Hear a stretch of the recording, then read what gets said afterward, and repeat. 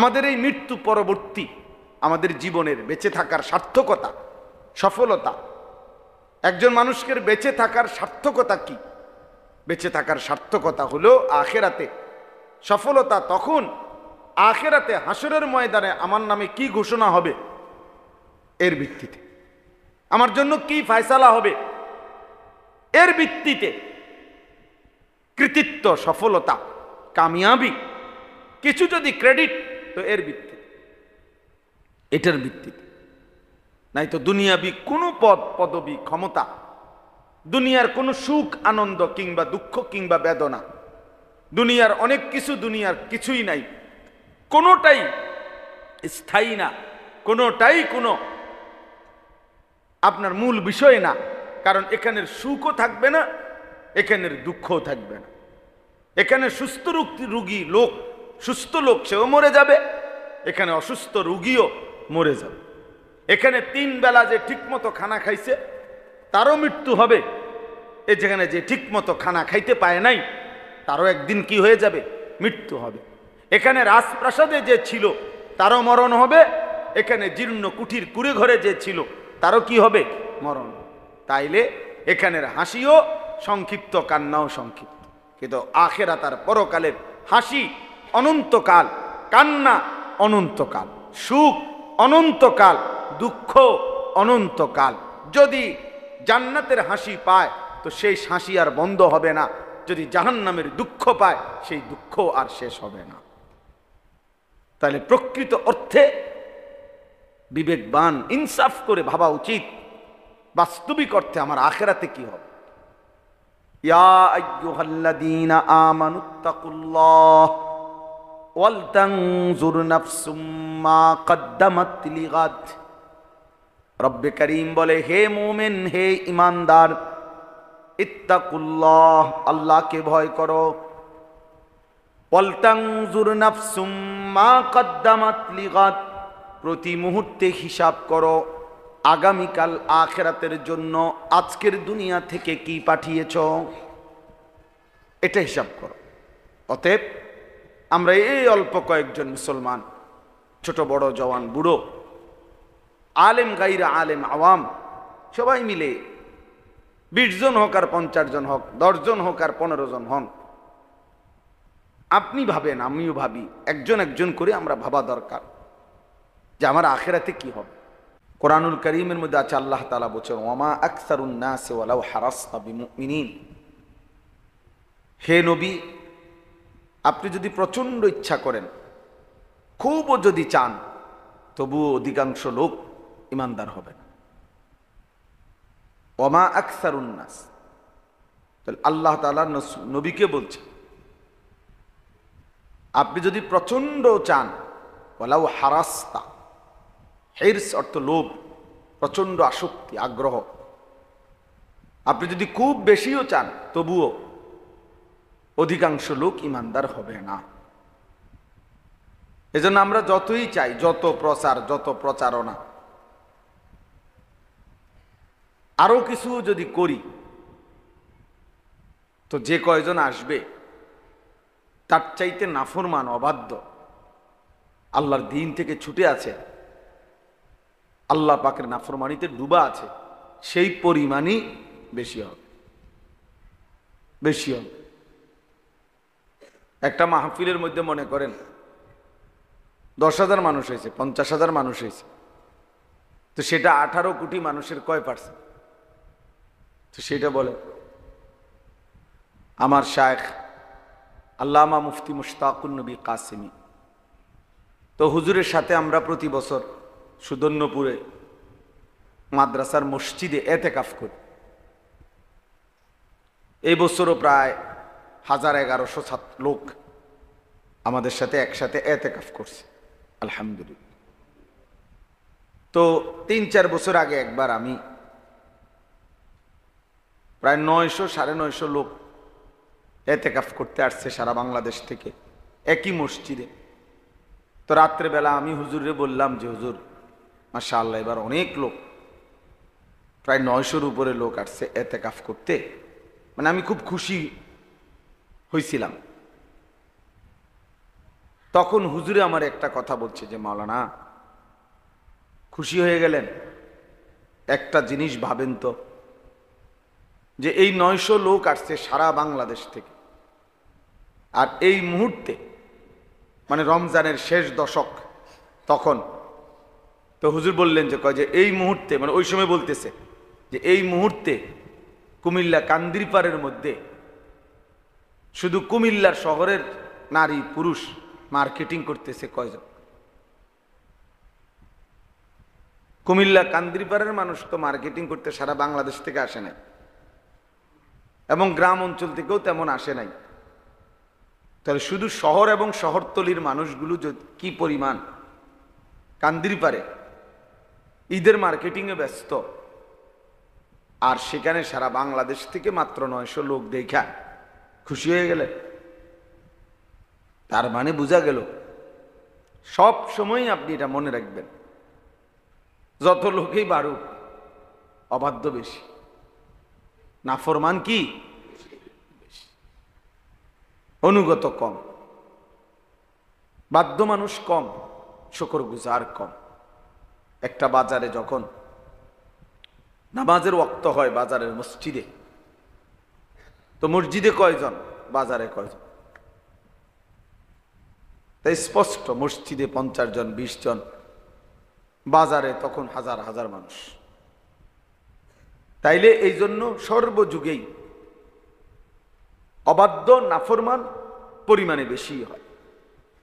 ইমানদার মোমেন, সেজদাওয়ালা, বন্দিগিওয়ালা, আল্লাহকে পছন্দ করে, আল্লাহকে ভালোবাসে, সেই সংখ্যা কমই হয় এবং কমই হবে। এই জন্য আমাদের ইসলাহি মজলিসের ক্ষেত্রে আমাদের একটা বড় ফিকির এটা, যে আল্লাহর কথা বলতে থাকা, প্রতিনিয়ত বলার চেষ্টা করা। সংখ্যা এখানে কোনো বিষয় না, হোক 5 জন, হোক 2 জন, হোক 20 জন, হোক 50 জন, আল্লাহর কথা বলতে থাকা, আল্লাহর কথা বলতে থাকা। নাফরমান পাপী যদি 1 কোটিও হয়, আর ইমানদার আল্লাহকে মানে, আল্লাহকে সেজদা করে, সে যদি একজনও হয়, তো নিঃসন্দেহে সে দামি। ইমানদার যদি গোলাম হয়, কৃতদাসও হয়, আর পৃথিবীর সমস্ত কাফের মুশরিক যদি হাজার কোটি কোটি টাকার মালিকও হয়, আল্লাহ তাআলা কোরআনুল কারীমের মধ্যে বলছে তবুও একজন ইমানদার গোলাম কৃতদাস সে পৃথিবীর সমস্ত মুশরিক বেঈমানের চাইতে উত্তম। তো কোরআন শরীফের কথা, ওয়ালা আবদুম মুমিন খায়রুম মিন মুশরিক, সমস্ত মুশরিকের চাইতে একজন মুমিন গোলাম সে উত্তম। খায়রুম, উত্তম, উত্তম। এই জন্য আমরা এটা মনে রাখতে হবে।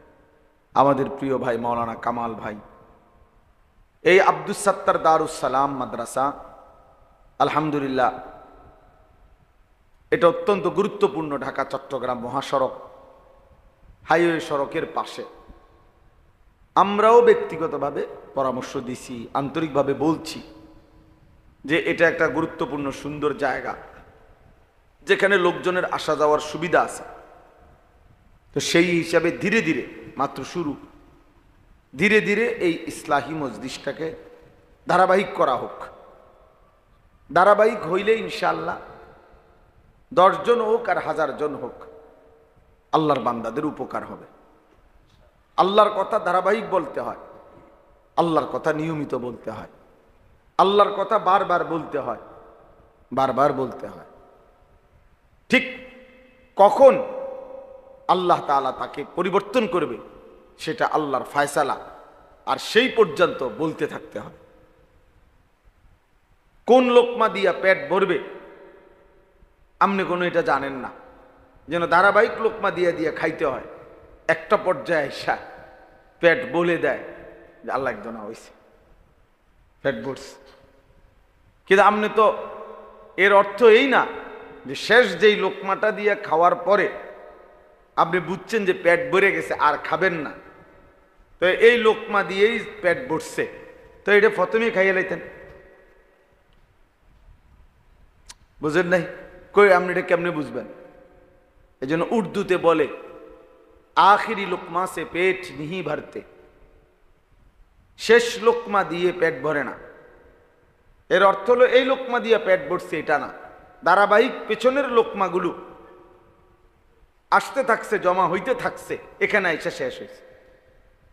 এই জন্য আল্লাহর কথা বলতে হয়, আল্লাহর কথা বলতে হয়। ঠিক কখন বান্দার পরিবর্তন হবে সেটা আল্লাহর ফয়সালা। আমার দায়িত্ব বলতে থাকা, আমাদের দায়িত্ব বলতে থাকা। আল্লাহ নবী সাল্লাল্লাহু আলাইহি ওয়াসাল্লাম বলছেন, আমার উম্মতের উদাহরণ, আখিরি নবী আমাদের নবী বলছেন, আমার উম্মতের উদাহরণ বৃষ্টির পানির ফোঁটার মতো। তিনি বলেন বৃষ্টির পানির ফোঁটা যেমন বলা যায় না, এ কথার কোনো বলার কোনো সুযোগ নাই যে বৃষ্টির পানির প্রথম ফোঁটা উত্তম নাকি শেষ ফোঁটা উত্তম, এইটা না, বরং বৃষ্টির পানির প্রতি ফোঁটাই উত্তম। তো আমার উম্মতের প্রত্যেক মোমেন সেই উত্তম। লা ইউদরা আউয়ালুহু খায়রুন আম আখিরু, বৃষ্টির ফোঁটা যেমন কেউ জানে না যে প্রথম ফোঁটা নাকি শেষ ফোঁটা, কোনটা খায়ের, না সব ফোঁটাই খায়ের। ঈমান এবং আমলের যার মধ্যে আছে, মহান রব আল্লাহ তাআলার সম্পর্ক যার সাথে আছে, তারে পৃথিবী কেউ না চিনুক, সে অভাবের সংসারে পড়ে থাকুক, কিন্তু সে আল্লাহর কাছে দাম। ঈমান এবং আমল নাই, সেজদা নাই, বন্দিগি নাই, মহান আল্লাহ পাকের সাথে যার সম্পর্ক নাই, খোদার কসম সে যদি গোটা দুনিয়া 1000 পায়, পৃথিবীটাও যদি সে 100 বার পায়, তার 1 পয়সারও কোনো মূল্য নাই, আসলেই তার মূলত কিছুই নাই। যার আল্লাহ নাই তার কিছুই নাই। যে আল্লাহ হারা সে সর্বহারা।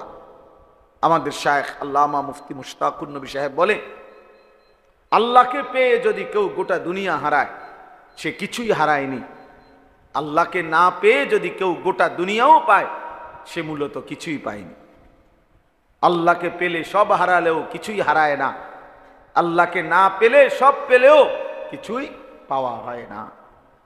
जो तू मेरा तो सब मेरा, যখন আল্লাহ আমার তো সবই আমার। अगर एक तू नहीं मेरा तो कोई शाई नहीं मेरी, যখন আল্লাহ একজন আমার নয় তো कोई शाई नहीं मेरी, কোনো জিনিসই আমার না। এজন্য দেখবেন আমি কিংবা আপনি এই পৃথিবীতে প্রত্যেক পাপী পেরেশানিতে থাকে, প্রতিটা নাফরমান পেরেশানিতে আছে। প্রত্যেক মোমেন সেজদাওয়ালা আলহামদুলিল্লাহ সে অল্পের মধ্যেই তুষ্ট আছে, আরামসে জিন্দিগি কাটাইতেছে, আরামসে জিন্দিগি। আল্লাহ তাআলা তার দিল সুকুন প্রশান্ত করে রাখছে। এই জন্য ইনশাআল্লাহ প্রথম কথা হলো এই যে আমরা আমাদের এই ইসলাহি মজলিস ইনশাআল্লাহ আমরা চেষ্টা করব চালু রাখার। বলেন ইনশাআল্লাহ। এখানে সংখ্যা বড় কথা নয়, সংখ্যা কি নয়, কয়জন শুনছে এটা কোনো সমস্যা না। সমস্যা হলো আল্লাহ দেখার বিষয় হলো আল্লাহ নিলেন কিনা, আল্লাহ গ্রহণ করছেন কিনা। আল্লাহ নিলে গ্রহণ করলে সবাই না চিনলেও দামি, সবাই চিনলেও দাম। আল্লাহ আমাদেরকে তৌফিক দান করেন। কোরআনুল কারীমের মধ্যে সূরা ইয়াসিনের মধ্যে আছে, পূর্ববর্তী জামানায় একটি এলাকায় আল্লাহ তাআলা 3 জন রাসূল পাঠিয়েছেন। এক এলাকায় 3 জন রাসূল, এই 3 জন রাসূল দিবানিশি মানুষকে আল্লাহর দিকে ডাকছেন। বিনিময়ে 3 জন রাসূলের দিবানিশি কালেমার দাওয়াতের বিনিময়ে পুরাটা সময়ে উনাদের সব মিলাইয়া উনাদের হাতে ইমানদার হইছেন কেবল একজন। হ্যাঁ, সে একজন লোক। ওয়াজা মিন আকসাল মাদিনাতি রাজুলুন, এই রাজুলুন একজন। একজন লোক মাত্র ইমানদার হয়েছে। তাইলে তাইলে বোঝা গেল এখানে সংখ্যায় কোনো সফলতা বা ব্যর্থতা না, সফলতা কিংবা ব্যর্থতা আল্লাহ গ্রহণ করার মধ্যে, জাহান্নাম থেকে মুক্তি পাওয়ার মধ্যে। এজন্য কোরআনুল কারীমের মধ্যে লিখছে আল্লাহ তাআলা বলছেন, কুল্লু নাফসিন যায়িকাতুল মাউত, সবাইকেই মৃত্যুর স্বাদ গ্রহণ করতে হবে। আমার শায়েখ বলেন, আল্লামা মুফতি মুশতাকুন নবী সাহেব হুজুর বলেন যে এটা কোনো লজ্জার কিছুও না, আশ্চর্য কিছুও না, এটা খুব আলোচ্য কোনো মূল কথা না।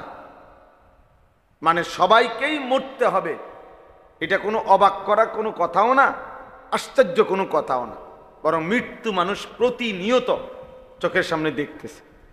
মানুষ বলেন, জীব বলেন, জন্তু বলেন, মৃত্যু যে হচ্ছে বা মৃত্যু যে হবে এটা মানুষের চোখে একেবারে স্পষ্ট। মানুষ প্রতিনিয়ত এটা দেখে। এটা হিন্দু, বৌদ্ধ, ইহুদি, খ্রিস্টান, নাস্তিক, মুরতাদ, যে আল্লাহরে মানে না সেও মৃত্যুকে মানে। সে যদিও কাকে মানে না, আল্লাহকে মানে না, কিন্তু মরে যাবে একদিন, নিঃশ্বাস চলে যাবে, এটা সে বোঝে। তাহলে মৃত্যু মানে মৃত্যুর স্বাদ গ্রহণ করতে হবে, এই কথা বুঝাই মূল যথেষ্ট না। মূল বিষয় হলো এর পরের কথাগুলো। কোরআন শরীফের ওই আয়াতে আরো কিছু কথা আছে, এখানে কথা শেষ হয় নাই। আল্লাহ আমাদের দেশের অনেক নেতা, অনেক বিভিন্ন ব্যক্তি কোনো মানুষের জানাজার আগে এই 1 মিনিট 2 মিনিট বক্তৃতা দেয়।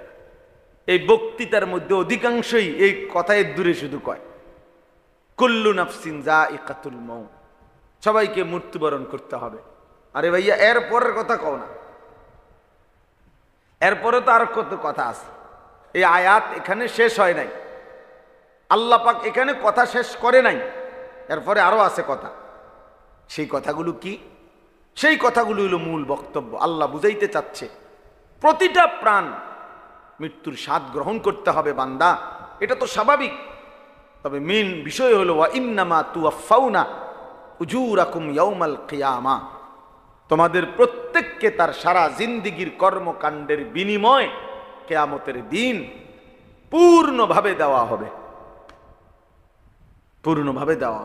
অর্থাৎ তোমরা তোমাদের জিন্দেগীর হায়াতের বেঁচে থাকার প্রতি সেকেন্ডের ভালো মন্দ, আল্লাহর আদেশ পালন, নিষেধ বর্জনের যেটুকু পালন করেছো, যেটুকু করো নাই, আনুগত্য করছো যেদূর, অপরাধ করেছো যেদূর, প্রত্যেকটার পূর্ণ প্রতিদান তুওয়াফাউনা, প্রত্যেকের পূর্ণ প্রতিদান তোমাদেরকে হাসরের দিন দেওয়া হবে। ফামান যুহজিহা আনিন নার ওয়া উদখিলাল জান্নাতা ফাকাদ ফাজা, আল্লাহ বলেন সেই হাসরের ময়দানে হিসাবের সময়ে, প্রতিদান দেওয়ার সময় যাকে জাহান্নাম থেকে মুক্তি দেয়া হবে এবং যাকে জান্নাতে প্রবেশ করানো হবে, ফাকাদ ফাজা, সেই কেবল সফল হলো, সেই কামিয়াব হলো, সেই কেবল কৃতকার্য হলো। ওইটা হলো আসল বিষয়।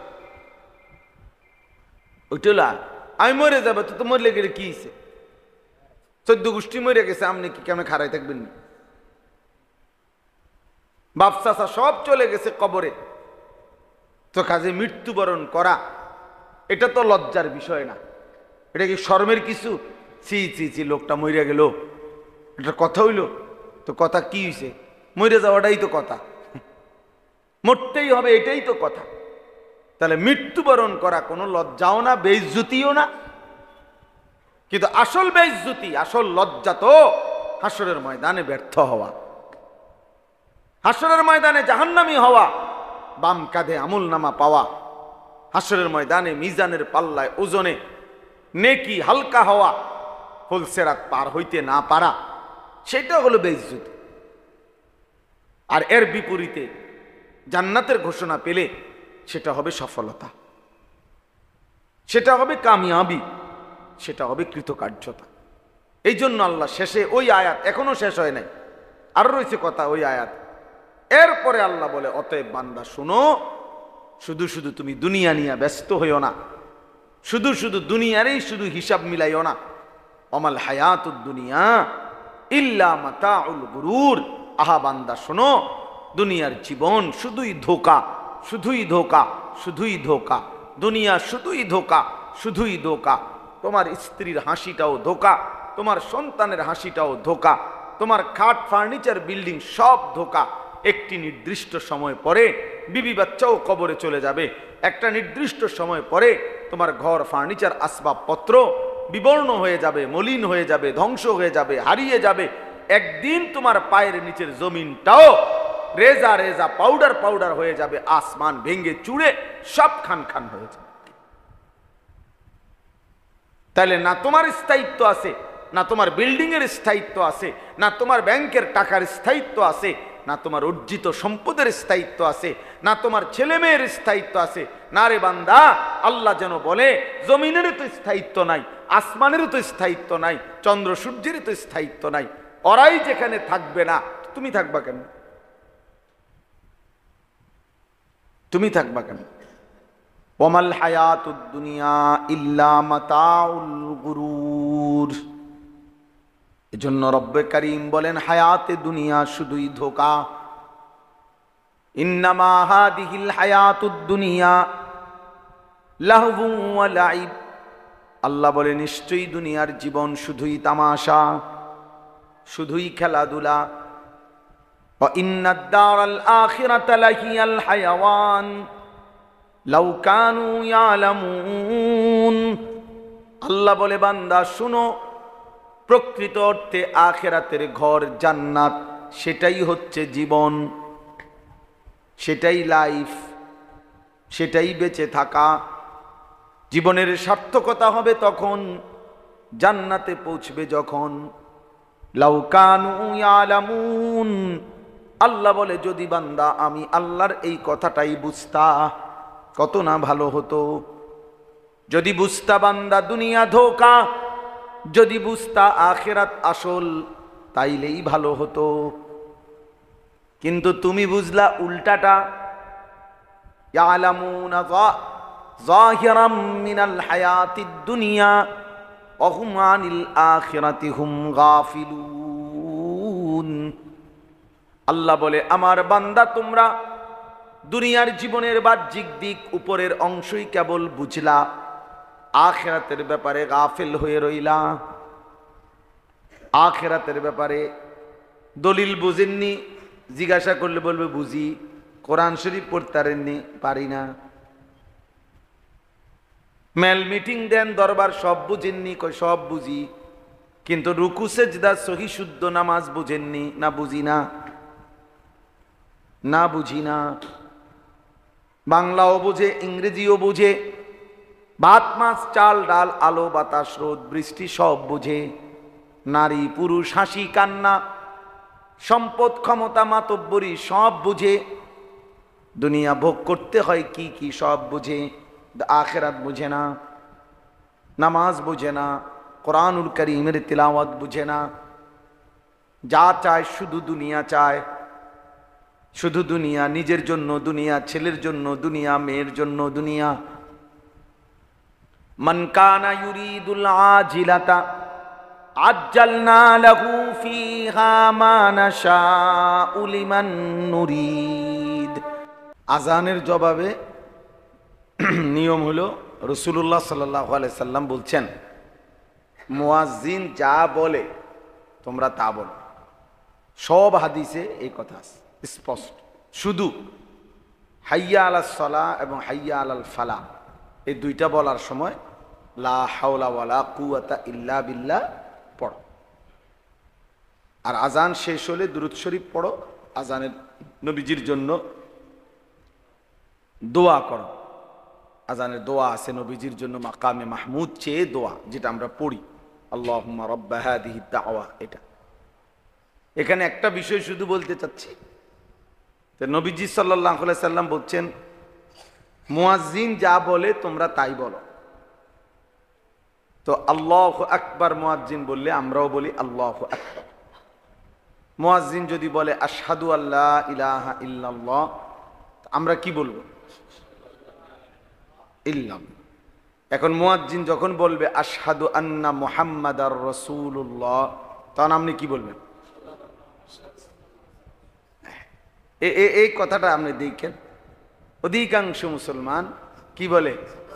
সাল্লাল্লাহু আলাইহি ওয়াসাল্লাম। তো এইটা নিয়ে নবীজি বলছে, নবীজি সাল্লাল্লাহু আলাইহি সাল্লাম বললেন মুয়াজ্জিন যা বলে তুমি তা বলো। তো মুয়াজ্জিন এটা নিয়ে কইছে আশহাদু আন্না মুহাম্মাদার রাসূলুল্লাহ, আপনি আগে এইটা বলতে হবে পুরাটা, এরপরে কি পড়বেন? সাল্লাল্লাহু আলাইহি সাল্লাম পড়বেন। সেটা তো সব সময়ের আমল। নবীজির নাম শুনলে দুরূদ শরীফ পড়তে হয়, এটা তো শুধু আজানের আমল না, এটা আজানের আমল নেই না, সব সময়ের আমল। তো সেটা তো আলাদা বিষয়, সেটা তো আলাদা পড়বেন। কিন্তু আপনি আশহাদু আন্না মুহাম্মাদার রাসূলুল্লাহ এটা কো, বুঝছেন না? এইটা পড়ে না, এইটা না পড়েই আশিকের রাসূল, আর এটা পড়লে উনি হইয়া যায় দুশমনের রাসূল। এটা যারা ঠিকমতো পড়ে উনারা হইয়া যায় নবীর দুশমন, আর যে পড়ে না উনি হইয়া যায় আশিকের রাসূল। আল্লাহ তাআলা এমন আশিকের রাসূলদেরকে বিবেক দান করেন, আমিন, বিবেক দান করেন। চলেন তাইলে আমরা এই কথাটা এতক্ষণ ধরে বুঝাইলাম, এতটুকু কথা আমার দুইটা কথা বোঝানো হইল। এক নম্বর কথা হইল আল্লাহর অনুগত, আল্লাহর প্রতি কৃতজ্ঞ, আল্লাহর হুকুমের আনুগত্যশীল বান্দা সর্বযুগে সর্বকালে বেশি না কম? কম। আর দুই নম্বর কথা হইল আমাদের এই মৃত্যু পরবর্তী আমাদের জীবনের বেঁচে থাকার সার্থকতা, সফলতা। একজন মানুষের বেঁচে থাকার সার্থকতা কি? বেঁচে থাকার সার্থকতা হলো আখিরাতে সফলতা। তখন আখিরাতে হাসরের ময়দানে আমার নামে কি ঘোষণা হবে এর ভিত্তিতে, আমার জন্য কি ফয়সালা হবে এর ভিত্তিতে, কৃতিত্ব, সফলতা, কামিয়াবি, কিছু যদি ক্রেডিট তো এর ভিত্তিতে, এটার ভিত্তিতে। নাই তো দুনিয়াবি কোনো পদ পদবি ক্ষমতা, দুনিয়ার কোনো সুখ আনন্দ কিংবা দুঃখ কিংবা বেদনা, দুনিয়ার অনেক কিছু, দুনিয়ার কিছুই নাই, কোনোটাই স্থায়ী না, কোনোটাই কোনো আপনার মূল বিষয় না। কারণ এখানের সুখও থাকবে না, এখানের দুঃখও থাকবে না। এখানে সুস্থ রোগী লোক, সুস্থ লোক সেও মরে যাবে, এখানে অসুস্থ রোগীও মরে যাবে। এখানে 3 বেলা যে ঠিকমতো খানা খাইছে তারও মৃত্যু হবে, এ যেখানে যে ঠিকমতো খানা খাইতে পায় নাই তারও একদিন কি হয়ে যাবে? মৃত্যু হবে। এখানে রাজপ্রাসাদে যে ছিল তারও মরণ হবে, এখানে জীর্ণ কুঠির কুড়ে ঘরে যে ছিল তারও কি হবে? মরণ। তাইলে এখানের হাসিও সংক্ষিপ্ত, কান্নাও সংক্ষিপ্ত, কিন্তু আখিরাত আর পরকালের হাসি অনন্তকাল, কান্না অনন্তকাল, সুখ অনন্তকাল, দুঃখ অনন্তকাল। যদি জান্নাতের হাসি পায় তো সেই হাসি আর বন্ধ হবে না, যদি জাহান্নামের দুঃখ পায় সেই দুঃখ আর শেষ হবে না। তাহলে প্রকৃত অর্থে বিবেকবান ইনসাফ করে ভাবা উচিত বাস্তবিক অর্থে আমার আখিরাতে কি হবে। ইয়া আইয়ুহাল্লাযীনা আমানুত্তাকুল্লাহ ওয়াল তানজুর নাফসুম মা কদ্দামাত লিগাদ। রব্বে করিম বলে, হে মুমিন, হে ঈমানদার, ইত্তাকুল্লাহ, আল্লাহকে ভয় করো, ওয়াল তানজুর নাফসুম মা কদ্দামাত লিগাদ, প্রতি মুহূর্তে হিসাব করো আগামীকাল আখিরাতের জন্য আজকের দুনিয়া থেকে কি পাঠিয়েছ, এটা হিসাব করো। অতএব আমরা এই অল্প কয়েকজন মুসলমান, ছোট বড় জওয়ান বুড়ো, আলেম গাইরা আলেম আওয়াম, সবাই মিলে 20 জন হোক আর 50 জন হোক, 10 জন হোক আর 15 জন হন, আপনি ভাবেন আমিও ভাবি, একজন একজন করে আমরা ভাবা দরকার যে আমার আখিরাতে কি হবে। আমাদের এই প্রত্যেকেই সাহিবুল বাইতে আদরা বিমা ফিহি, আরবি বাক্য প্রবাদ যে ঘরওয়ালাই জানে তার ঘরে কি আছে। তা আমাদের জীবনের হিসাব, আমাদের ভালো মন্দ আর কেউ না জানুক, আমি তো কমপক্ষে আমারটা আমি জানি। আমার গুনার মাত্রা বেশি না নেকির মাত্রা বেশি? আমি আল্লাহর হুকুমের আনুগত্য করছি বেশি নাকি নাফরমানি করছি বেশি? এটা তো কমপক্ষে আমি বুঝতেছি, আপনি বুঝতেছেন। তো প্রত্যেকেই নিজের মনের সাথে জীবনের সাথে বোঝাপড়া করা দরকার, বোঝাপড়া করা দরকার। ইস্তাফতি কালবাকা, নবীজি বলছে তোমার অন্তরকে প্রশ্ন করো, তোমার বিবেককে প্রশ্ন করো, তোমার দিলকে জিজ্ঞেস করো যে যেই অবস্থায় আছি এই অবস্থায় মৃত্যুবরণ করিলে, হাসরের ময়দানে দাঁড়াইলে মুক্তি পাবো তো? এত মিথ্যা, এত চুরি, এত হারাম রোজগার, এত নামাজ ছেড়ে দেওয়া জীবন, এত বেপরদিগি, এত বেহায়াপনা, এই অবস্থায় হাসরের ময়দানে দাঁড়ালে আখিরাতের মুক্তি মিলবে তো? তাইলে নবীজি সাল্লাল্লাহু আলাইহি ওয়াসাল্লাম হাদিসের মধ্যে স্পষ্ট বলছেন, ইত্তাকিল মাহারিম তাকুন আবাদান নাস। সমস্ত হারাম গুনাহ ছেড়ে দাও, বেঁচে থাকো, তাহলে তুমিই হবে সর্বশ্রেষ্ঠ ইবাদতওয়ালা বান্দা। তাহলে সবচেয়ে বড় ইবাদত গুজার, সবচেয়ে বড় ফরহেজগার ওই ব্যক্তি যে নিজেকে গুনাহ থেকে, হারাম থেকে, আল্লাহর নাফরমানি থেকে বাঁচিয়ে রাখার সর্বাত্মক জান প্রাণ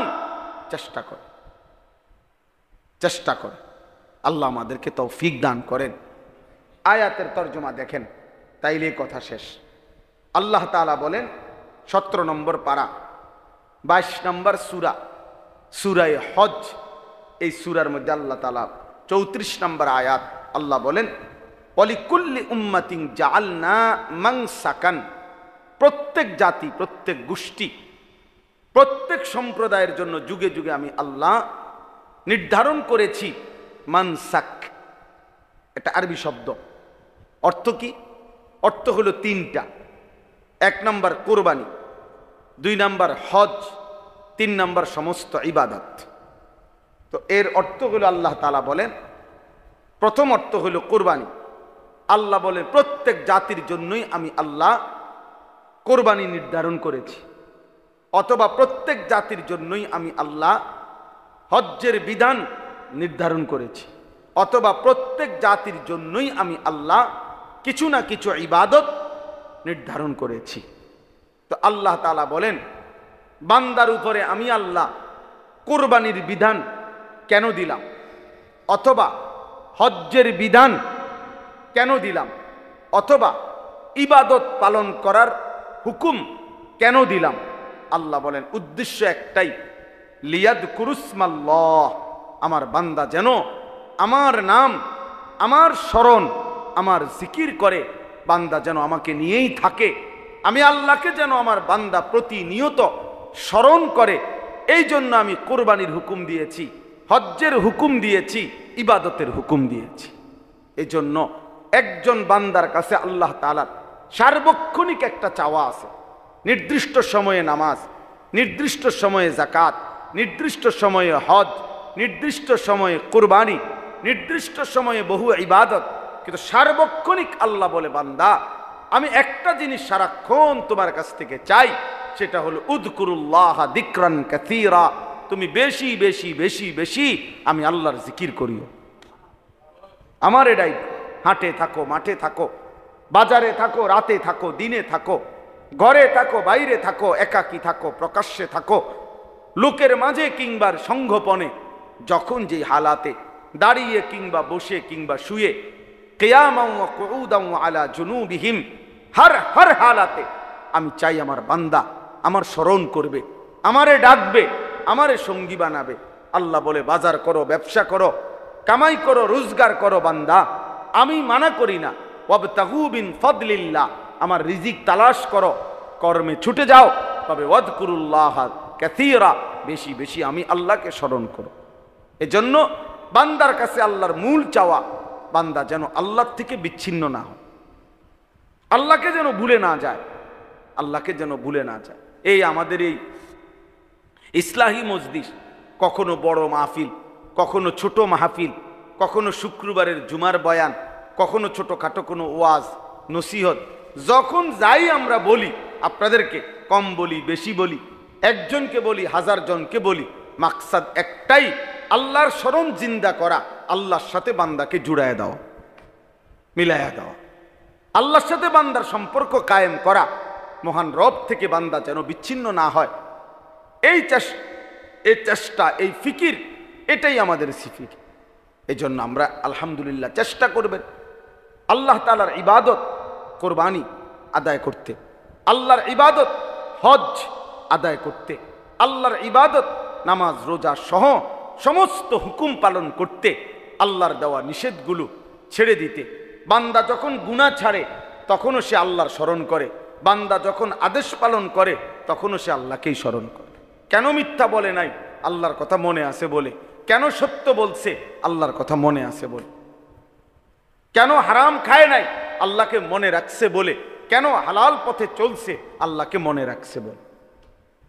তা আল্লাহ বলেন আমি এটাই চাই, সুখে কিংবা দুঃখে, আনন্দ কিংবা বেদনায়, রাতে কিংবা দিনে, একাকী কিংবা প্রকাশ্যে, একজন কিংবা হাজার জন, হার অবস্থায়, সব অবস্থায় তুমি আমারে মনে রাখো, আমি আছি, আমি আছি।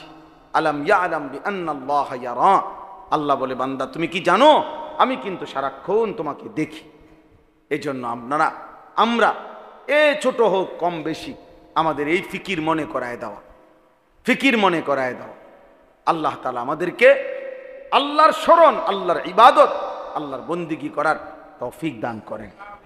এরপরে দেখেন আলা মা রাযাকাহুম মিন বাহিমাতিল আনআম, ওই প্রথম অর্থ যেটা কুরবানি।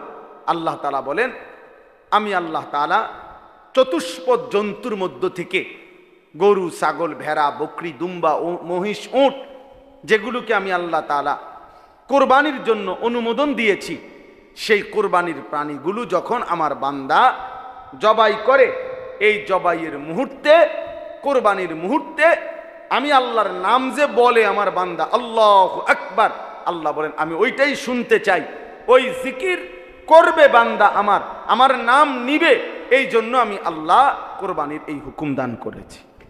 শুধু আমি আল্লাহ তাআলা গোশতও চাই না, আমি রক্তও চাই না, আমি কিচ্ছু চাই না, আমি বান্দা তোমার দিল চাই, আমাকে মনে রাখছো কিনা, আমাকে ভয় করো কিনা, আমার গুনাহ ছেড়ে হারাম ছেড়ে দিলা কিনা, আমার আদেশ পালন করো কিনা, আমি এটা দেখছি।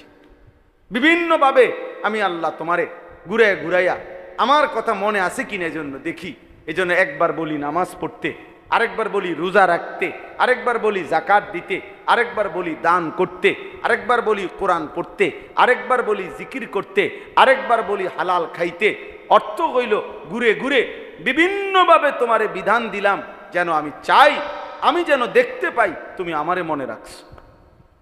কাকে? আল্লাহকে।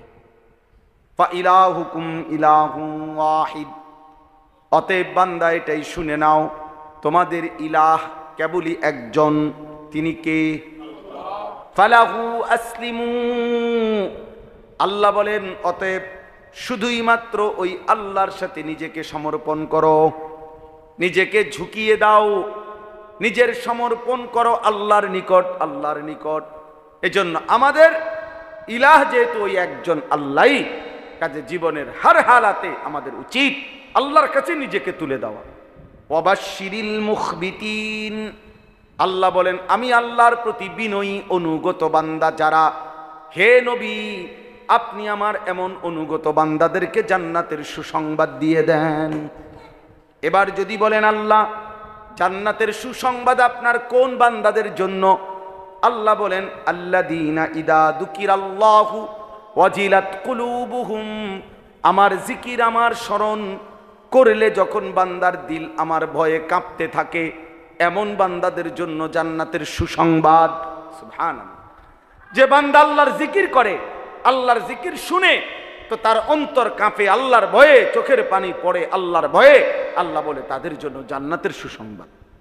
ওয়াস-সাবিরিনা আলা মা আসাবাহুম, আল্লাহ বলে প্রতিটা মুসিবতে, প্রতিটা দুঃখ, কষ্ট, বিপদ, পেরেশানি, যন্ত্রণা, অস্থিরতা, ঝামেলা, হার হালাতে যে আমি আল্লাহর হুকুমের উপরে সবর করে ধৈর্য ধরে, কষ্ট হোক মরে যাব কিন্তু নাফরমানি করব না, আল্লাহর অবাধ্য হব না, তো আল্লাহ বলেন এমন সবরকারী ধৈর্যশীল বান্দার জন্য জান্নাতের সুসংবাদ। 3 নাম্বার ওয়াল মুকিমিস সালাহ, 5 ওয়াক্ত নামাজ যারা আদায় করে তাদের জন্য জান্নাতের সুসংবাদ। 4 নাম্বার ওয়ামিম্মা রাযাকনাহুম ইউনফিকুন, আল্লাহর দেওয়া সম্পদ থেকে, রিজিক থেকে যারা আল্লাহর রাস্তায় খরচ করে, সাদকাতুল ফিতির আদায় করে, যাকাত আদায় করে, হজ আদায় করে, কোরবানি আদায় করে, দান সদকা করতে থাকে, তো আল্লাহ বলেন প্রতিনিয়ত আমার দেওয়া সম্পদ থেকে যারা দান করে, খরচ করে আমার রাস্তায়, তাদের জন্য জান্নাতের সুসংবাদ। সুবহানাল্লাহ। শেষ। অতএব আমি আপনাদের কাছে এতটুকুই আজকের এই ইসলাহি মজলিসে বললাম, আমরা যেন প্রত্যেকেই সর্বদাই আল্লাহকে স্মরণ করি। কাকে? আল্লাহকে ভুলে গেলে মানুষ আর মানুষ থাকে না। আল্লাহকে ভুলে গেলে মানুষ আর মানুষ থাকে। হ্যাঁ হ্যাঁ, যে আল্লাহকে ভুলে যায়, যার দিল থাকার পরও সে আল্লাহকে নিয়ে ভাবে না, যার কান থাকার পরও সে আল্লাহর কথা শুনে না, যার চোখ থাকার পরও যে আল্লাহর কালাম দেখে না, আল্লাহর কুদরত দেখে না, আল্লাহর আয়াত দেখে না, খোদার কসম আল্লাহ কোরআনে তাকে বলছে সে মানুষ না, উলাইকা কাল আনআম, এটা মূলত জানোয়ার। জানোয়ার জানোয়ার এটা মূলত জানোয়ার।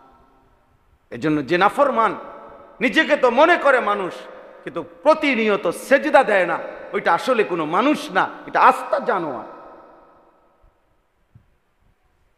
আস্তা জানোয়ার।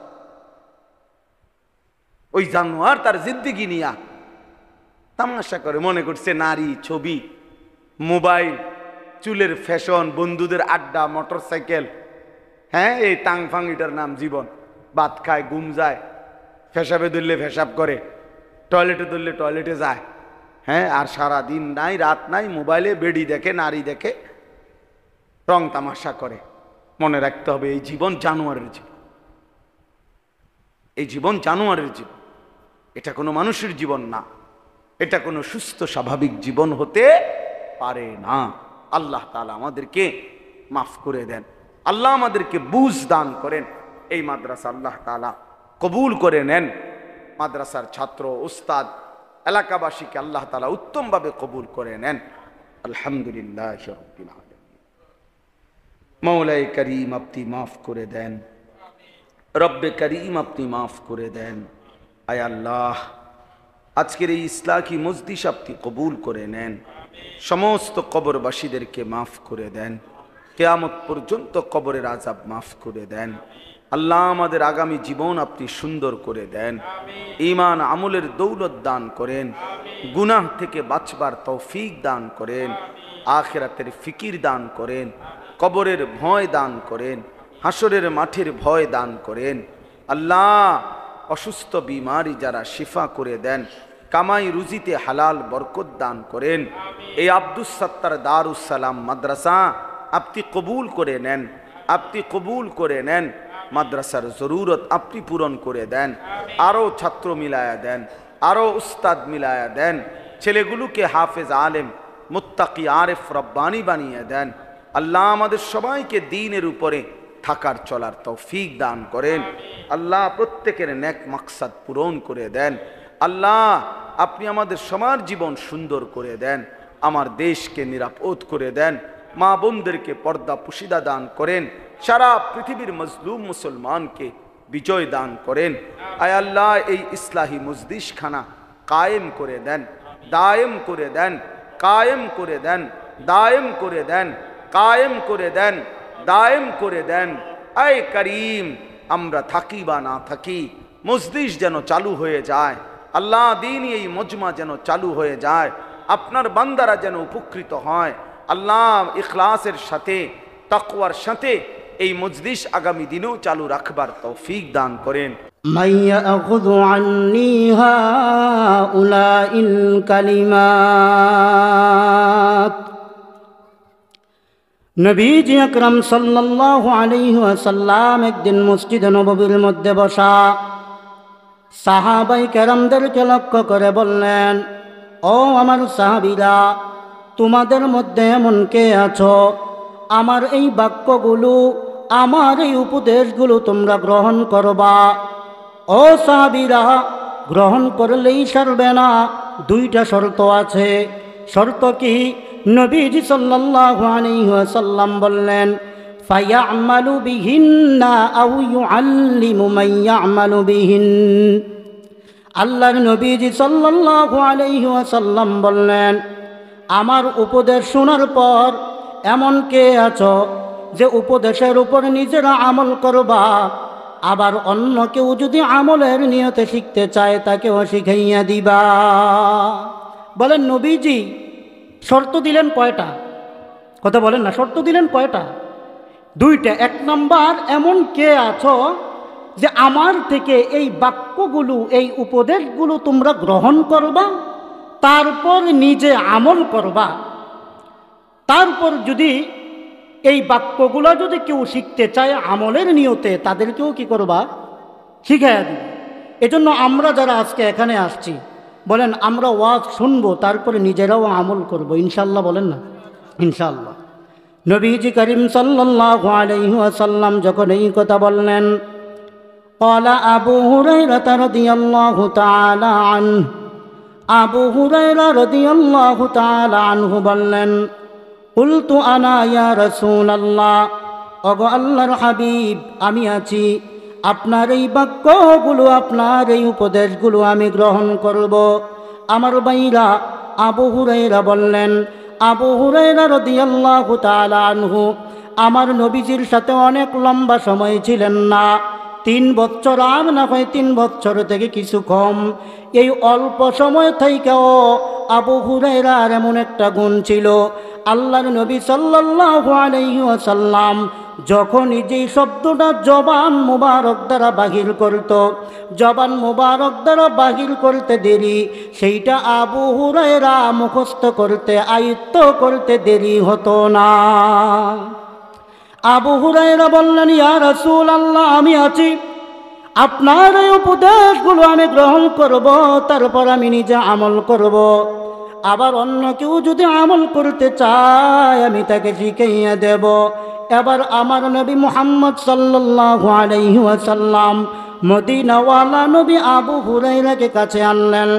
আবু হুরায়রা নবীজির কাছে যখন আসলেন, আবু হুরায়রা বললেন, ফা আখাযা বিয়াদি, নবী আমার হাত ধরলেন, ফাআদ্দা খামসান, তারপর নবীজি সাল্লাল্লাহু আলাইহি ওয়াসাল্লাম আমি আবু হুরায়রাকে গনে গনে গনে গনে 5টা নসিহা করেছেন।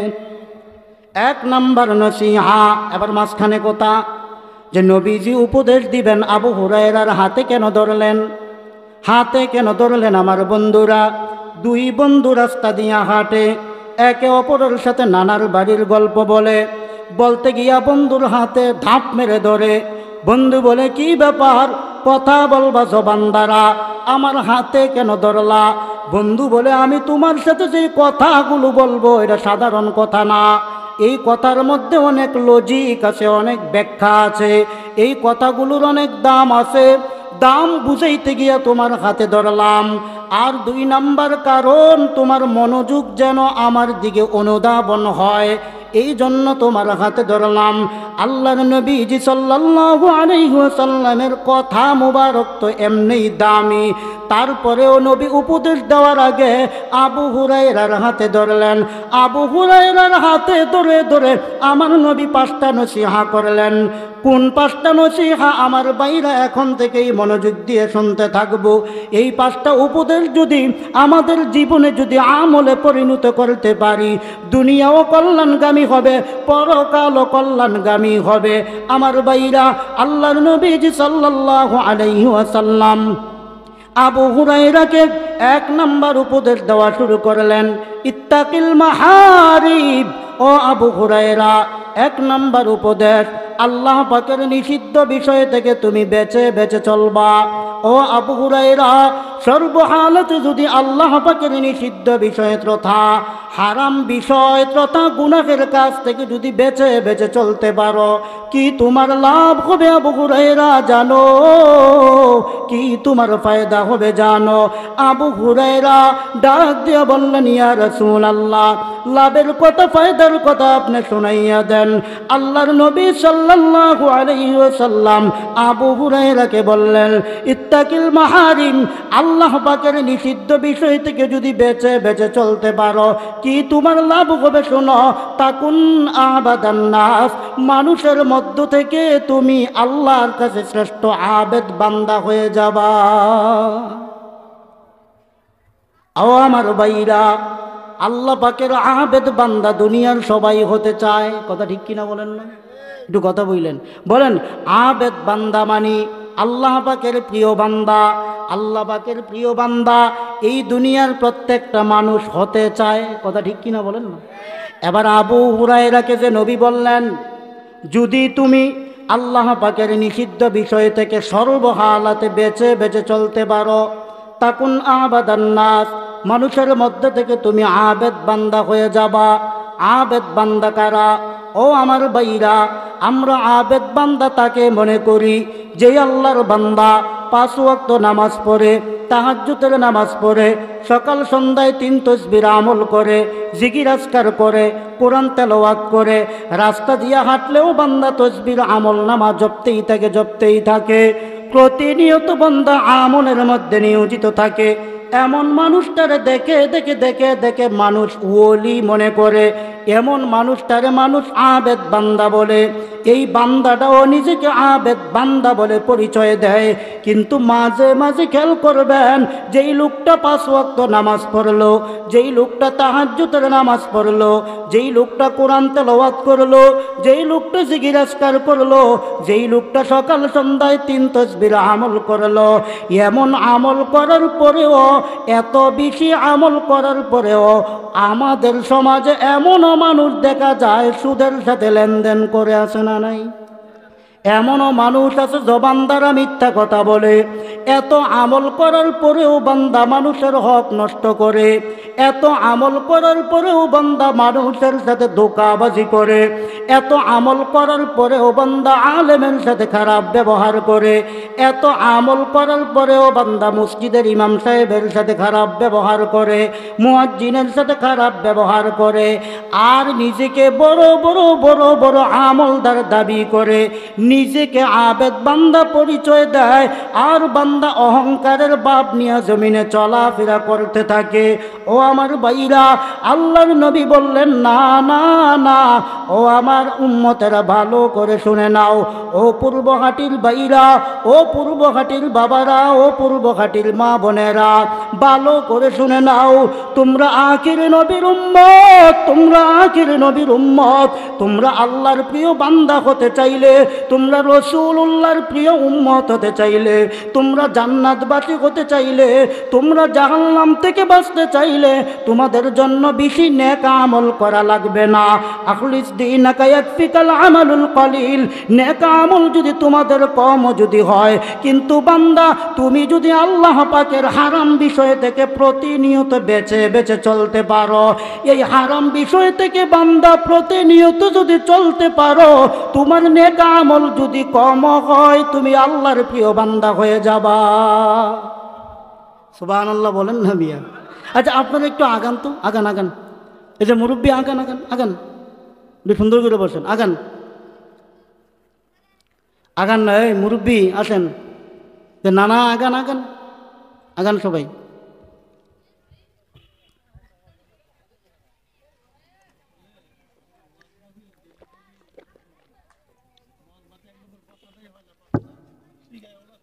দেখেন বসাটা একবারে কিন্তু হয় নাই, আর বয়ান করে তো মজাও নাই। সামনে আছেন, হ্যাঁ,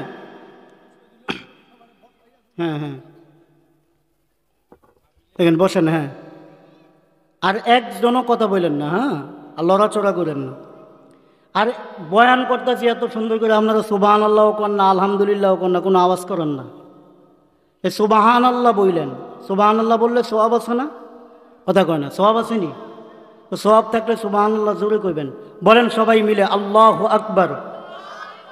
এই আপনারা আওয়াজ দিলে এত মানুষ আছেন, তো বাহিরের তারা মনে করবো যে প্যান্ডেলের ভিতরে প্রচুর মানুষ আছে, কথা ঠিক নেই, আসলে তো আছে, কিন্তু আপনারা যেইভাবে বসে রয়েছেন, এত মানুষ থাকলে লাভ কি?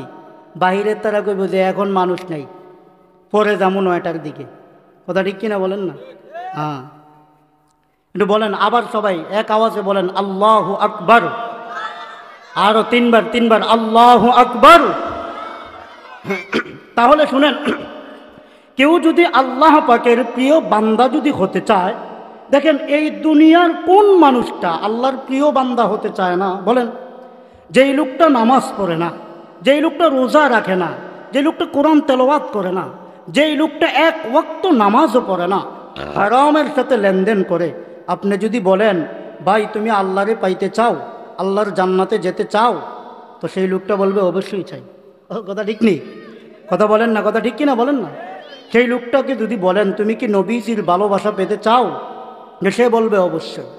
তাহলে দেখেন আল্লাহ পাকের আবেদ বান্দা, প্রিয় বান্দা যদি কেউ হতে চায়, তো আল্লাহর নবী সাল্লাল্লাহু আলাইহি ওয়াসাল্লাম এই হাদিসের মধ্যে 5টা উপদেশের মধ্যে 1 নম্বর উপদেশ দিলেন যে তোমরা যদি আল্লাহ পাকের প্রিয় বান্দা যদি হতে চাও, নেক আমল বেশি দ্বারা আল্লাহর প্রিয় বান্দা হওয়া যায় না।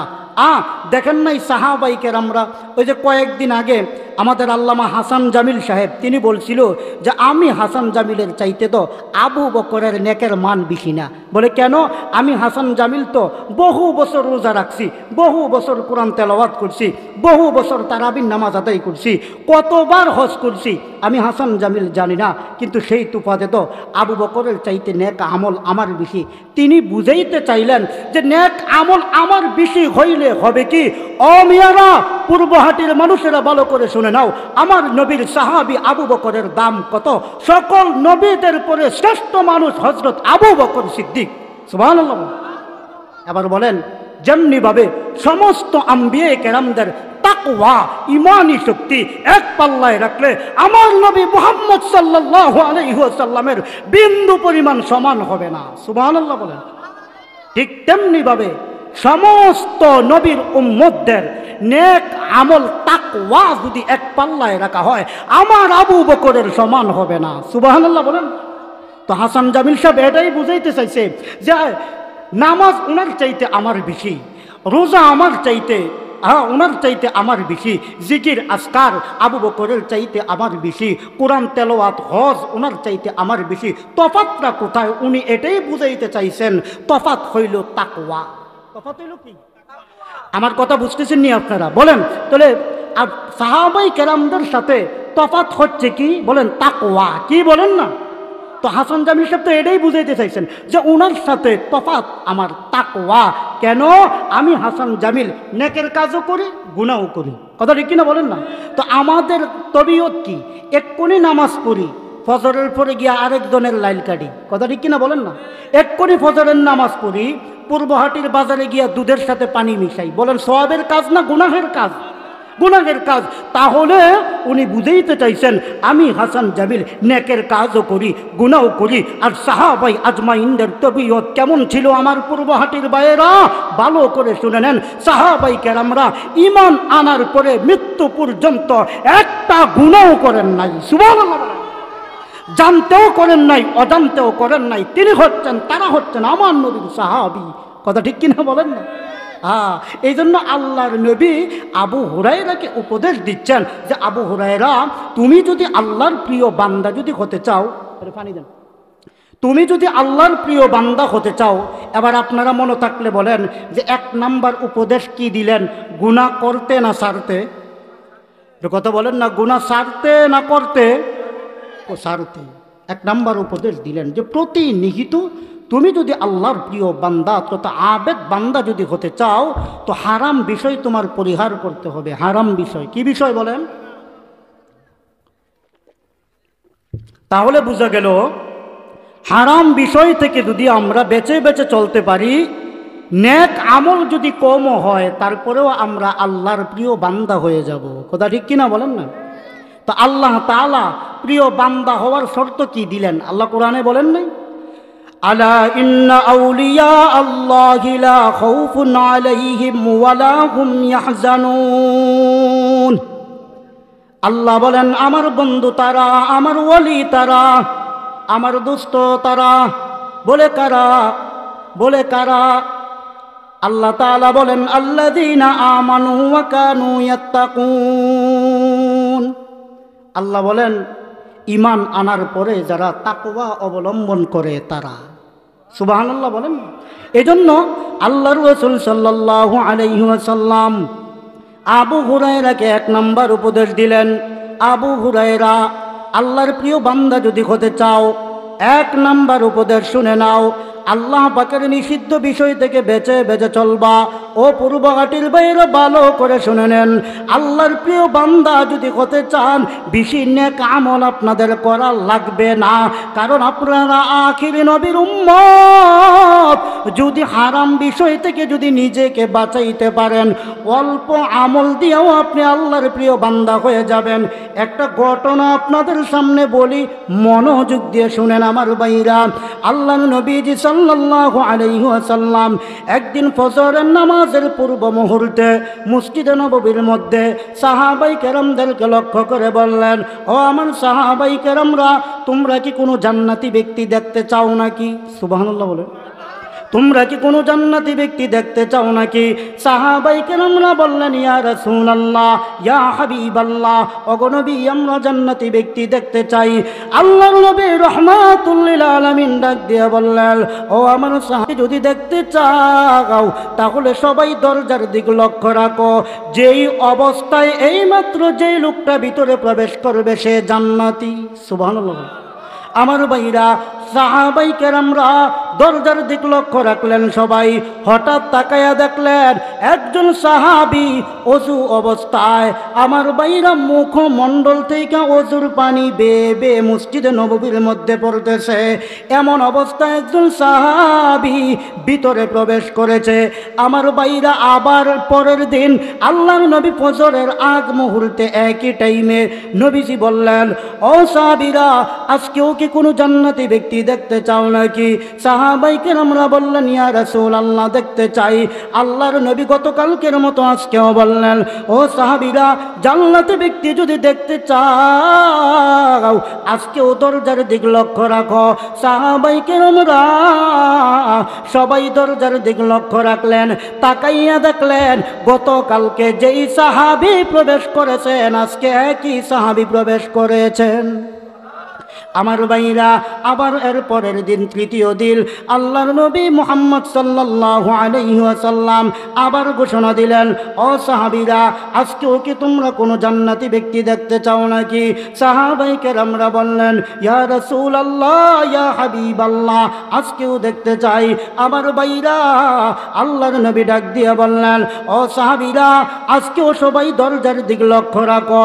আমার বন্ধুরা, সমস্ত সাহাবায়ে কেরামরা লক্ষ্য করে দেখলেন গত 2 দিন নবীজি যার ব্যাপারে বলেছিল এই কথা যে এই মুহূর্তে ভিতরে প্রবেশ করবে সে জান্নাতি, সাহাবায়ে কেরামরা লক্ষ্য করে দেখলেন গত 2 দিনের একই ব্যক্তি আজকেও নবী বলার পর ভিতরে প্রবেশ করেছে।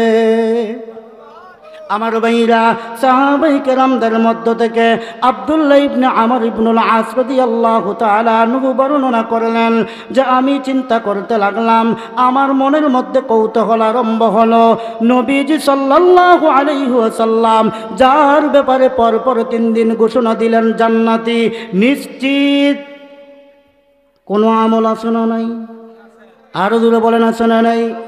আমার ভাইরা, আব্দুল্লাহ ইবনে আমর ইবনুল আস রাদিয়াল্লাহু তাআলা আনহু উনি চিন্তা করতে লাগলেন যেই লোকটার ব্যাপারে নবী পর 3 দিন ঘোষণা দিল জান্নাতি, এটা সাধারণ কোনো মানুষ হতে পারে না, সাধারণ কোনো আমলদার হতে পারে না। আব্দুল্লাহ ইবনে আমর ইবনুল আস ওই সাহাবীর বাড়িতে চলে গেলেন, ডাক দিয়ে বললেন, ও আল্লাহর নবীর সাহাবী, আমি তোমার বাড়িতে মেহমান হতে চাই, তোমার কোনো অসুবিধা আছে কিনা? সাহাবী বললেন, না, আমার কোনো অসুবিধা নাই, আমার কোনো সমস্যা নাই। আমার ভাইরা, আব্দুল্লাহ ইবনে আমর ইবনুল আস রাদিয়াল্লাহু তাআলা আনহু বললেন, আমি তোমার সাথে 3টা রাত অতিবাহিত করতে চাই। সুবহানাল্লাহ। 3টা রাত আমি আপনার সাথে অতিবাহিত করতে চাই। আমাকে কোনো খাবার দাবার খাওয়াইতে হবে না, আমাকে কোনো সমাদর করতে হবে না, 3টা রাত আমি কাটাইয়া তারপর আমি চলে যাব। সাহাবী বললেন, কোনো সমস্যা নাই। আমার ভাইরা, রাতের মধ্যে রাতে আব্দুল্লাহ ইবনে আমর ইবনুল আস রাদিয়াল্লাহু তাআলা আনহু ওই সাহাবীর বাড়িতে চলে গেলেন। আমার ভাইরা, দুজন একসাথে ঘুমের বিছানার মধ্যে চলে গেলেন, লাইট বন্ধ করে দিলেন। আব্দুল্লাহ ইবনে আমর ইবনুল আস 3 দিন মেহমান হওয়ার জন্য যায় নাই, 3 দিন ঘুমানোর জন্য যায় নাই। তিনি মনে মনে চিন্তা করতে লাগলেন যেই সাহাবীর ব্যাপারে নবীজি পর 3 দিন ঘোষণা দিলেন মসজিদে নববীর মধ্যে জান্নাতি, উনি কি আমল করে আমি গভীর রাত্রে তাকায়া তাকায়া দেখব। সুবহানাল্লাহ বলেন। আমার ভাইরা, আব্দুল্লাহ ইবনে আমর ইবনুল আস এই আকাঙ্ক্ষা নিয়া সাহাবীর সাথে ঘুমায়া পড়লেন। উনি তো ঘুমায় না। আমার ভাইরা, আব্দুল্লাহ ইবনে আমর ইবনুল আস তিনি অপেক্ষায় আছেন কখন গভীর রাত হবেন, কখন গভীর রাত হবেন, আর কখন এই সাহাবী নেক আমল করবেন। এমন কি আমল করবে গো তা আমি তাকায়া তাকায়া দেখব। আব্দুল্লাহ ইবনে আমর ইবনুল আস দেখতে দেখতে দেখতে দেখতে ফজরের আজান দিয়ে ফেলেছে। সুবহানাল্লাহ বলেন। আমার ভাইরা, আব্দুল্লাহ ইবনে আমর ইবনুল আস রাদিয়াল্লাহু তাআলা আনহুর অন্তরে কৌতূহল আরো আরম্ভ হয়ে গেল। আমি তো মনে করেছিলাম এই লোকটা গভীর রাত্রে দাঁড়াইয়া দাঁড়াইয়া নামাজ আদায় করবে, আল্লাহ তাআলার ইবাদত বন্দেগী করবে। কই এই লোকটা যে এশারের নামাজ পড়া ঘুমাইলো, আবার সাধারণ মানুষের মতো ফজরের নামাজের আজান দেওয়ার সাথে সাথে নামাজে দাঁড়াইয়া গেল। এটা তো সাধারণ মানুষের আলামত। আমার ভাইরা, আল্লাহর নবীজি সাল্লাল্লাহু আলাইহি ওয়াসাল্লাম বলেছেন, আমার যে উম্মত এশারের নামাজ জামাতের সহিত আদায় করিয়া ফজরের নামাজ পড়ার নিয়ত করে বান্দা যখন ঘুমাইয়া পড়বে, যত রাত ঘুমার যত ঘন্টা ঘুমের মধ্যে কাটাইলো তত ঘন্টা আমার আল্লাহ ইবাদতের সওয়াব বান্দার আমল নামাই দিয়ে দেয়। আমার ভাইরা, আব্দুল্লাহ ইবনে আমর ইবনুল আস রাদিয়াল্লাহু তাআলা আনহু আরো 2টা রাত একইভাবে অতিবাহিত থাকলো। তিনি প্রথম দিনের হালাতি দেখলেন, এশারের নামাজ পড়া ঘুমায়, আবার ফজরের আজানের সময় উঠে নামাজে দাঁড়ায়, মাঝখানে কোনো ইবাদত করে না। কৌতূহলবশত আব্দুল্লাহ ইবনে আমর ইবনুল আস ওই সাহাবীকে প্রশ্ন করেই বসলেন, ও আল্লাহর নবীর সাহাবী, আমি তোমার বাড়িতে 3 দিনের জন্য মেহমান হয়েছি। ও আল্লাহর নবীর সাহাবী, আমি তোমার বাড়িতে 3টা রাত আমি অতিবাহিত করেছি।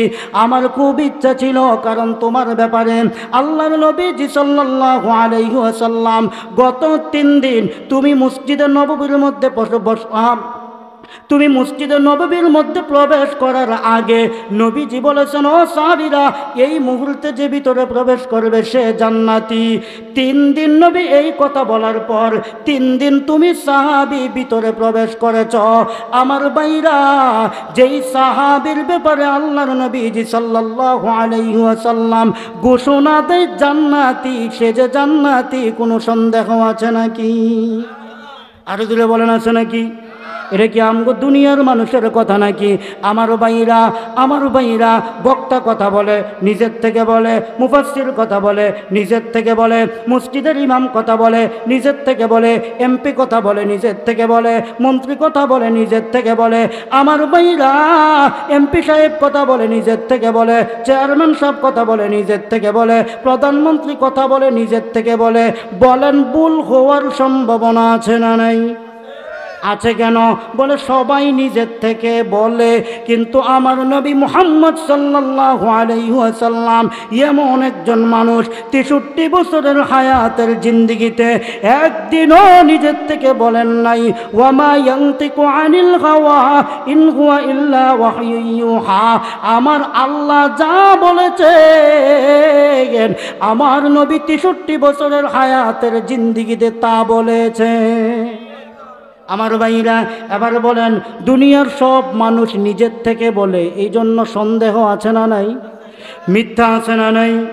আরো দূরে বলেন, মিথ্যা আছে না নাই? বলেন, বড় বড় হুজুরদের কথার মধ্যে ভুল হয় কি হয় না? আরো দূরে বলেন, হয় কি হয় না? মাঝে মাঝে টাকার গ্রান পাইলে কথা উলট পালট হয় কি হয় না? আমার ভাইরা, দেখেন নাই কয়েকদিন আগে বাংলাদেশের সুন্নি একজন বক্তা কফিল উদ্দিন সালিহি, নাম শুনছেননি? আরো দূরে বলেন, শুনছেননি? কফিল উদ্দিন সালিহি সাহেব আমগো প্রধানমন্ত্রীর জান্নাতি বইলা ঘোষণা দিছে। আমার ভাইরা, কফিল উদ্দিন সালিহি জান্নাতি যে ঘোষণা দিছে, এটা কি আল্লাহর পক্ষ থেকে না নিজের থেকে? আরো দূরে বলেন, আল্লাহর পক্ষ থেকে নাকি নিজের থেকে?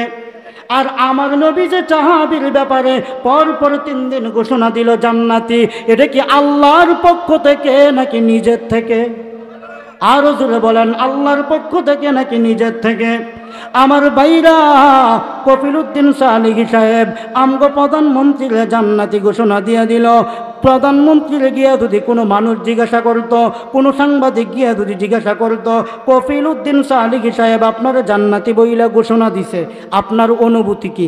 আমার মনে হয়, আল্লাহর কসম আমার মন বলে, আমগো প্রধানমন্ত্রী বলতো, আমি যদি জান্নাতি হই তাহলে ওইখানে যাবে কে? ঠিক কিনা বলেন না মিয়া? আমার ভাইরা, এই জন্য আল্লাহর নবী সাল্লাল্লাহু আলাইহি ওয়াসাল্লাম আবু হুরায়রাকে একটা উপদেশ করলেন। 1 নাম্বার, আল্লাহ পাকের নিষিদ্ধ বিষয় থেকে তুমি বেঁচে বেঁচে চলবা, হারাম কাজ থেকে বেঁচে বেঁচে চলবা। হারাম বিষয় থেকে যদি বান্দা গুনাহের কাজ থেকে যদি সর্বহালাতে বেঁচে বেঁচে চলতে পারো, ওই সাহাবীর মতো অল্প আমল করেও তুমি আল্লাহর প্রিয় বান্দা হয়ে যাবা, আবেদ বান্দা হয়ে যাবা। বলেন, আমরা সবাই আল্লাহর আবেদ বান্দা হতে চাই কি চাই না? আল্লাহ পাকের প্রিয় বান্দা হতে কি চাই কি চাই না? আমার ভাইরা, 1 নাম্বার উপদেশ, ইত্তাকিল মাহারিম, নিষিদ্ধ বিষয় থেকে বেঁচে থাকবেন। 2 নাম্বার উপদেশ, ওয়ারদ বিবা কসমাল্লাহু লাকা তাকুন আগনান নাস, আল্লাহ তাআলা যেই হালাতে আপনাকে রাখে ওই হালাতে আল্লাহর প্রতি সন্তুষ্ট থাকবেন।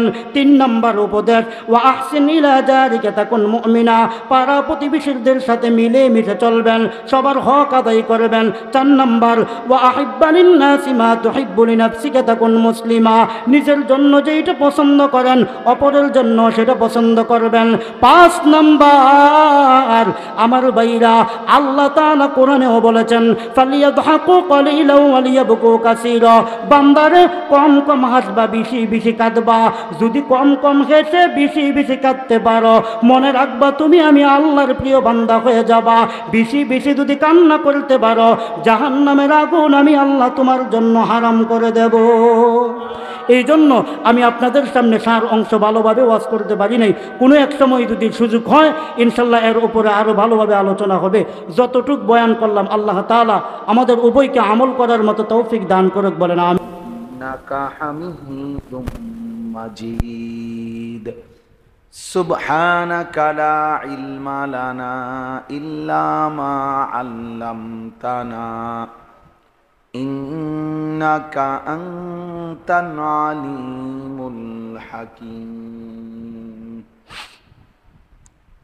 আলহামদুলিল্লাহ, আল্লাহ পাক রব্বুল ইজ্জত জুল জালাল ওয়াল ইকরামের ফজল কারাম, রব্বুল আলামিনের ইহসান, মেহেরবানি, দয়া, আল্লাহ তাআলা আমাদেরকে আজ 18 মে 2025 রোজ রবিবার কুমিল্লা আদর্শ সদর